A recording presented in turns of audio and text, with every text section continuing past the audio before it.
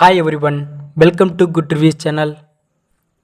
நாம் இன்னைக்கு பார்க்க போகிறது தியேட்டரில் ரிலீஸ் ஆன ஜிகிரி தோஸ்த் படத்தோட ரிவ்யூ தான் பார்க்க போகிறோம். இந்த படத்தோட கதை என்னன்னா, படத்தோட ஹீரோவான சாரிக் சினிமாவில் நடிக்கணும் அப்படிங்கிறதுக்காக ட்ரை பண்ணிட்டு இருக்காரு. அதே நேரத்தில் அம்மு அபிராமியை லவ் பண்ணிட்டும் இருக்காரு. இவருக்கு 2 ஃப்ரெண்ட்ஸ் இருக்காங்க. அதில் ஒரு ஃப்ரெண்ட்ஸ் ஒரு டிவைஸ் கண்டுபிடிச்சிருக்காரு. அது என்ன டிவைஸ்னா, அந்த டிவைஸ் இருக்கிற இடத்துல இருந்து 500 மீட்டர் தூரத்துக்குள்ள யார் கூட ஃபோனில் பேசுகிறாங்க, என்ன பேசுறாங்க அப்படின்னு கேட்க முடியும்.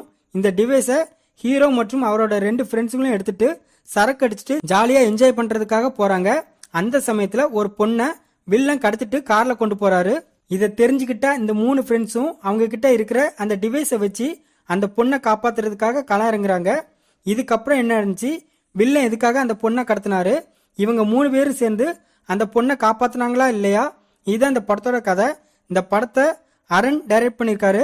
இந்த படத்துல சாரிக், அம்மு அபிராமி, அரண், பவித்ரா லட்சுமி, ஆசிக் இன்னும் பலர் இந்த படத்தில் நடிச்சிருக்காங்க. இந்த படத்தோட பிளஸ், படத்தோட ஹீரோவான சாரிக் அவரோட கதாபாத்திரத்தை அல்டிமேட்டா பண்ணியிருக்காரு.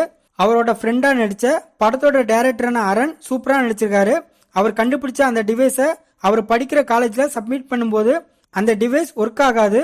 அப்போ அவரோட எமோஷனல் சீன்ஸ் நம்மளை நல்லா கனெக்ட் பண்ண வைக்குது. அம்மு அபிராமியும் நல்லா நடிச்சிருக்காங்க. இந்த படத்தில் நடிச்ச எல்லாருமே அவங்களோட கதாபாத்திரத்தை சரியா பண்ணியிருக்காங்க.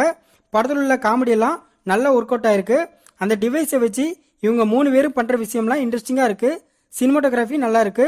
படத்தில் உள்ள பீஜம் ஓகேவா இருக்கு. இந்த படத்தோட மைனஸ், படத்தோட ஸ்டோரி இன்ட்ரெஸ்டிங்கா இருந்தாலும் அதை ஸ்கிரீன் பிளேல சரியா பிரசன்ட் பண்ணல. படத்துல இன்னும் ஒரு சில சேஞ்சஸ் பண்ணிருக்கலாம். சில சீன்ஸ் ப்ரெடிக்டபிளா இருக்கு. அதனாலேயே படத்தில் உள்ள த்ரில்லிங் சீன்ஸ் இன்ட்ரெஸ்டிங்கா இல்ல.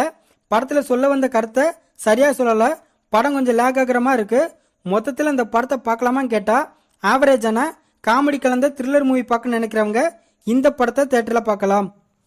இந்த வீடியோ பிடிச்சிருந்தா லைக் பண்ணுங்க, ஷேர் பண்ணுங்க, சப்ஸ்கிரைப் பண்ணி சப்போர்ட் பண்ணுங்க. Thanks for all.